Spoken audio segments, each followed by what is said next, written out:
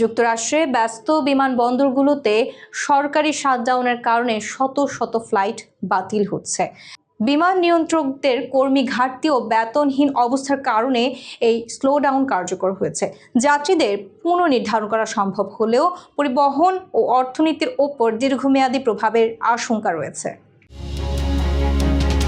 যুক্তরাষ্ট্রের ব্যস্ততম বিমানবন্দরগুলোতে চলতি সপ্তাহান্তে শত শত ফ্লাইট বাতিল করা হচ্ছে। সরকারি শাটডাউনের কারণে বিমান সংস্থাগুলোকে বিমান সেবা কমাতে নির্দেশ দেওয়া হয়েছে। শুক্রবার থেকে শুরু হওয়া এই সরকারের নির্দেশিত স্লোডাউন এখনো বড় ধরনের বিঘ্ন সৃষ্টি করেনি। তবে বিশেষজ্ঞরা সতর্ক করে বলছেন, থ্যাঙ্কসগিভিং এর আগের সময়ে বাতিলের সংখ্যা বেড়ে গেলে প্রভাব বিমান চলাচলের বাইরে আরও বিস্তৃত হতে পারে।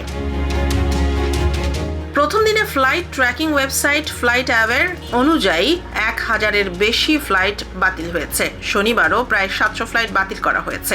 FAA জানিয়েছে শুরুতে 4% ফ্লাইট প্রভাবিত হবে, যা আসন্ন সপ্তাহে 10% পর্যন্ত বৃদ্ধি পাবে। যদি শাটডাউন দীর্ঘায়িত হয় এবং আরও বিমান নিয়ন্ত্রক অনুপস্থিত থাকে, তবে অতিরিক্ত ফ্লাইট কেটে দেওয়ার প্রয়োজন হতে পারে।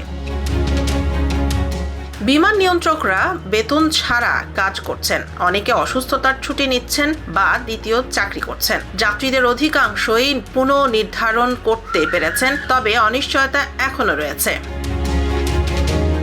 বিশেষজ্ঞরা জানিয়েছেন, এই স্লোডাউন শুধুমাত্র বিমান নয়, পণ্য পরিবহন, পর্যটন এবং শহরের কর রাজস্ব সহ অর্থনীতির বিভিন্ন খাতকে প্রভাবিত করতে পারে। ফলে ভোগ করা এবং ব্যবসায়িক প্রতিষ্ঠানগুলোকে প্রস্তুত থাকতে হবে।